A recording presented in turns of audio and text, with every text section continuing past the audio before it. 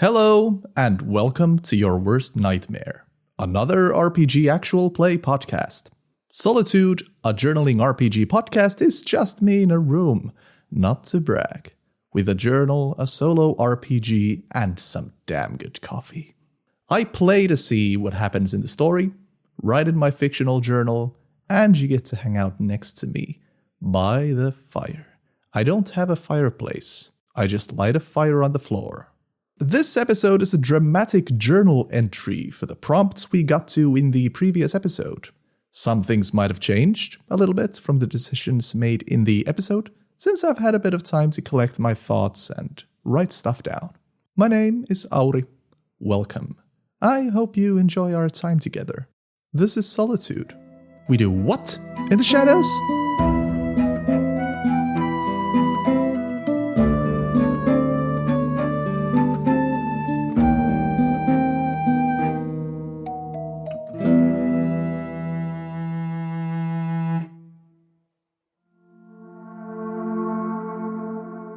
Prompt 21. Joy. May 1675. As I sit and write this entry into my beautiful whaleskin-covered journal, my heart is absolutely bursting with purpose, and my pockets with jewelry. It has now been 10 years in this village of Hoop. Fun fact about the village of Hoop. It's where the word hoopla comes from. The village life is a calming sort of existence, a bucolic paradise of verdant greens in the summer and blinding whites in the winter. Every night, I get up with the moon to do my chores. I'm not very good at manual labor, or indeed most of the work being done here. Making and repairing fishnets is hard work, especially when I'm mostly just trying them on. Boat maintenance is even harder, and my soft hands are not very well suited for it. I do like the local sailing songs. They have a classic call and response type structure and utilize the pentatonic scale to great rhythmic effect. I've actually composed quite a few. For the Love of Cod and The Wheels on the Boat Go Round and Round are perhaps two of my biggest hits, but writing the lyrics is tough since I do not speak their language and they do not speak mine. Lucky me then that they regard me as an elf, so I don't really have to do much. They gift me with necklaces and rings carved from the smoothest whalebone, bright shiny pearl earrings, and thick furs from all manner of animals to keep me warm. After 3 years of living here, they provided me with the most beautiful casket I've ever laid my eyes on. Local spruce, carved with images of me and the distant land I came from. They have great artistic skill, and an eye for detail I did not see even in Florence 100 years ago. My job is to interact with and bless the children of the village of Hoop, and also light any fires that are in need of a lighting. When the villagers first saw my hand, they came up with a nickname for me, Loki. Apparently the word carries a dual meaning. It is their literal word for flame, but also the name of a mischievous god of some sort. I don't think they mistake me for their god, but perhaps some aspect of him. They come to me for guidance on spiritual things, and I listen to them. I have absolutely no idea what they're saying, but they seem pleased with my mere presence. The child, Freya, has grown up to be a young woman. She's how I imagine I might have been as a child. Curious, kind, very funny, and in possession of a heavenly singing voice. She's going to be in charge of cooking when she's a bit older, but already takes on a tremendous amount of work. I spent most days with her. In the early morning, I help her prepare food by boiling water and grilling fish and vegetables, and late at night, we spend our time on the court. Oh, thank ye heavens for sending her to me. She has taught me to play an ancient form of ball playing called casketball. It is called such because in the game the player must be in direct contact with the realm of the dead. In order to win, you must convince the spirits to aid you. It is a battle of the mind more than of the body. While the game can get fierce, it never gets rude or violent. The spirits return the energy you send their way, so angering them would be an idea most terrible. Instead, one must find a way to convince them to lend their powers to you, so you can score a point on the hoop. Right now, I look out the window of the longhouse I like to come and write in my spare time. Freya is out there playing. Her long blonde hair braided to stay on the top of her head. All 145 centimeters of her resolute, calm, joyous. She dribbles and closes her eyes. She whispers something in the wind, bounces the ball in the shape of a 5-point star, twirls around and opens her eyes. They are white, shining beacons of light. Her speed is twice faster compared to before as she darts past the other team towards the hoop. But oh no, Ulfgar is on defense. He touches his hand upon the ground and lo, he's lifted from the ground by an unseen force, blocks Freya's attempted hoopment, and then Ulfgar slowly descends back to the ground.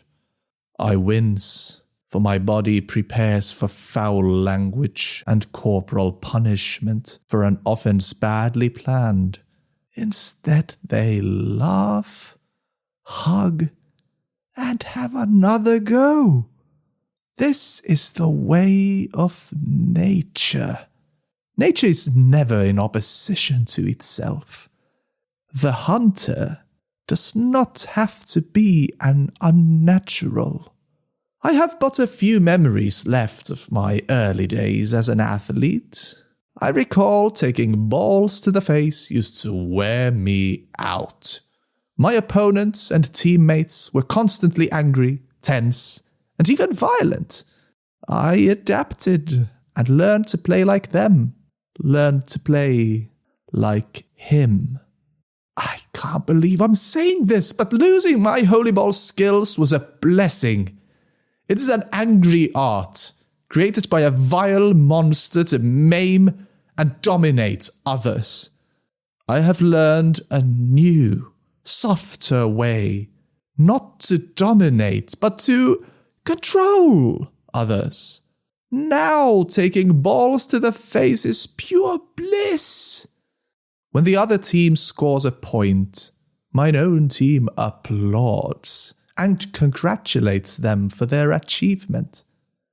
Every shot downed, every dunk slammed, every point scored is a point that did not exist before. A point for the world, all who came before us and all who shall one day succeed us. A point is the creation of something from nothing, a miracle.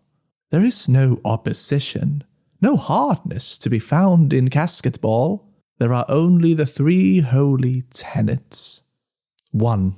There is only the ball, and it is shared by all. 2. There is no line between life and death. Existence is a circle. And 3. Enhoopment is 2 points, 3 for a longer distance shot. My goodbyes with young Freya take an entire day and night, but all understand I must leave. As a parting gift, I give her a collection of music I've written down during my stay here. The entire compendium of English-Italian church music. She's overjoyed. I know my condition well enough already that I understand memories to be a momentary salve to the everlasting wound known as time. This memory too will be gone one day. I could have lived here for far longer, but it is time for me to leave. In the shadows, Father Weissnegger is building a holy ball team of unimaginable evil. I must not allow him to become pope, because he would force the violent philosophy of holy ball upon all. Instead, it would be I who would force the philosophy of casket ball upon them. I will force everyone to live in harmony with each other, even if I have to make them. All vampires can exist as vegetarians. There's no need for bloodshed. That's how I do it these days, and I'm fine. I need a team. 4 people should be enough to enter the papal combat as a team, with the wisdom of casket ball and the infinite realm of spirits at my disposal. I know it can be done, and I know where to start. And who to recruit first. France bound yet again. Alf Loki Skeletonsson, 121 years old. Prompt 22. The Prodigal Son. January 1676. Darkness is more than the absence of light. Light is the promise of a tomorrow yet to come, but darkness is the reminder of all things buried and gone. The things that still follow us. The absolute weight of the past, weighing us down while we desperately search for a way out. There's no light without dark. But dark does not require light to exist. Light, we should rather say, is the absence of darkness, a temporary space of relief in the midst of the eternal black void. I am responsible for many terrible things in this world. The death of hundreds, perhaps thousands of people. Also the horrifying children's song, Le Choc de Baby. But this is perhaps the most terriblest of them all. The fate of the twisted clan Garibaldi. I made my way south once again to France, right past the city of Amiens, into the village of Assevillers, or as I've grown accustomed to referring to it, Asseville. No carriage will travel there anymore, for the village of Asseville is home to a very particular stench. Not death, but doom. Only a few families still live there, though it is likely they have no other place to go. I rode into town, my long black hair braided in the current Norwegian fashion to a long whip-like tail. I wore earrings of bright whalebone piercing my earlobes. I wore a fur of foxes and my wild moustache consisting of easily a dozen individual hairs. My wrists were heavy with leathery bracelets, and on my neck there hung a string of dimmed painted pearls. Fuck was I hot.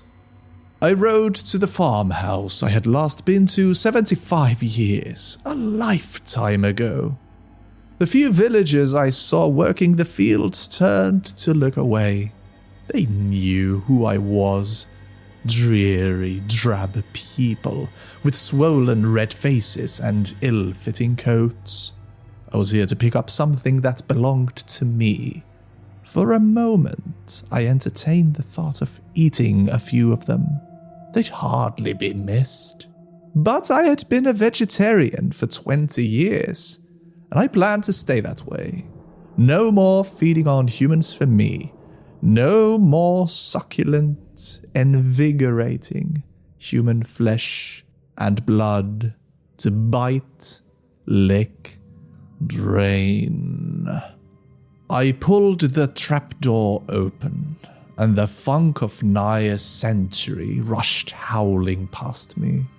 It was dark as the night sky.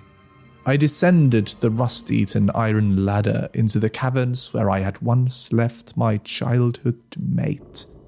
There were light sources here and there, small sticks with wax on them, stuck to the walls every so often. In their dim light, I saw movement further down the twisting corridors. I readied myself. If something, a feral Garibaldi of the outer corridors, jumped at me, I'd be ready for the beast. I hoped the Twisted Clan had kept their oath and were waiting to serve me again. I walked for at least half an hour. Then a familiar smell took home in my nostrils. I couldn't quite place it, but I knew I'd smelled it before. Like old butter in a vat of ammonia. A voice echoed in the caverns. "Who is?" I had been given so many names in my time. I hardly recalled what Garibaldi must have called me. I glanced at my notes and answered, "Guido, Guy, Guy." The vaguely human-shaped creature scuttled up to my face. Is really day of good?"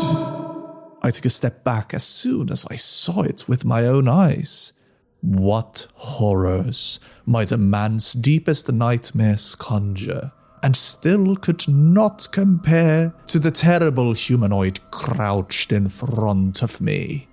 Eyes crusted nearly shut, oozing a liquid substance of yellowish green. His teeth sharp and elongated. No, wait, did I write teeth? I meant its penis. Oh God, what a horrifying condition he has. His posture was curved, and he was but a bag of bones in a loose suit of dry, flaky skin. And his hair, his terrible hair. Well, I suppose his hair was fine, really. A bit greasy, if anything, but otherwise perfectly presentable. I was just on a roll and wanted to find one more thing. He seemed young and very eager to serve. A good Garibaldi. I praised him as I gave him a little scratch behind his ear. His little leg began to go. The hunched youngling who greeted me was called Caretaker Garibaldi, and he took me to a grand room. The Church of Guy, it said on a plaque carved from stone. He brought out a few exceptional Garibaldis set aside for me in case of my arrival. The top 5 Garibaldis of Asseville. One of them would be coming with me. The Garibaldis were as follows. First, the many-toed Garibaldi. A 30-year-old who, like his name betrays, had about 24 toes. I dared not look at him long enough to finish counting. Pass. Second, the learned Garibaldi. A bit more promising, an older Garibaldi who had gained his name Learned, since he was the only Garibaldi who could still read. Great! Only problem was his advanced age had made him blind.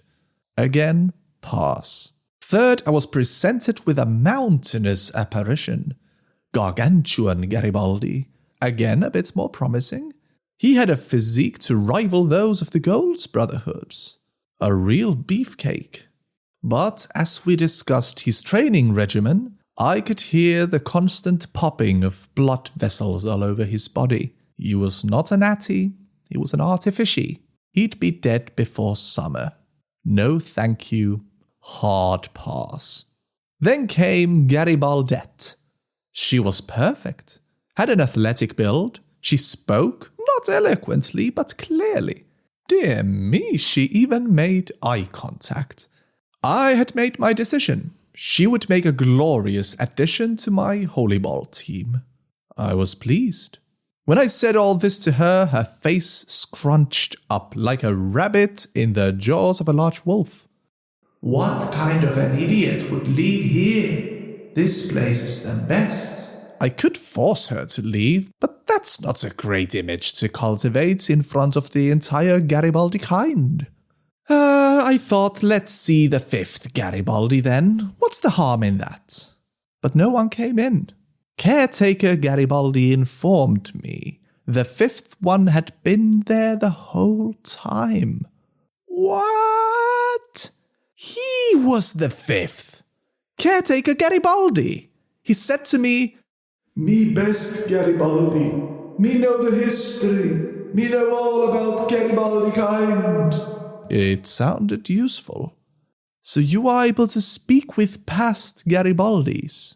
He nodded enthusiastically. I saw the potential there.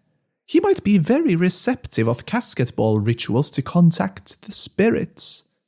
I produced a casket ball from under my furs and thought to give him a little test. I taught him the basic ritualistic dribble, the under-the-leg hoopla, as it was known. He had trouble with the physical movements, but it was astonishing how quickly he formed a bond with the nearby spirits. The air reverberated, small stones levitated in midair. His movement stopped, he stood almost upright, and his voice had changed. "Guido, is that you? I knew you'd come back. I knew you'd keep your word and return to offer me your gift. Finally, yes." I commanded Caretaker Garibaldi to cut the spiritual connection immediately. He had contacted Garibaldi the first. I said, "Yes, you will make a great addition to my team, but you will never contact that Garibaldi again. Shut your mind from that noise." As we were leaving, Garibaldette came to us running and screamed, "No, but I wanted to go." I shook my head. You had your chance. As we left, I shut the hatch behind me, and I burned the farmhouse atop of it. No one would ever go down there again, and none should ever come up. I took the 16-year-old caretaker Garibaldi as my protégé. I would teach him the skills he needed to aid me in the upcoming tournament. In papal combat, I had to stop Father Weissnegger from becoming Pope. I'd become Pope myself and force everyone to live in fucking harmony with each other. 2 team members down. 2 to go. Alf Loki Skeletonsson, 122 years old. Thanks for listening, folks. My name is Auri Itämäki and Solotude is my personal project. I hope you enjoyed this episode. You can follow Solotude on Instagram at SolotudeShow, and if you got something to say, please drop a message, send a comment. Also, please rate and review the show so people can find it a little bit easier. I don't have a plan, I don't have anything, so it's just me playing a game on mic. So it would be awesome if more people found the show and helped me make it what they want it to be. Additional episode music and sound effects courtesy of Epidemicsound, theme song courtesy of me. Solotude drops every week. Every other week there's an actual play episode, and on the off weeks I'll do a proper journal reading with music, sound effects, and the whole deal. Thanks again for listening, everybody. See you next week.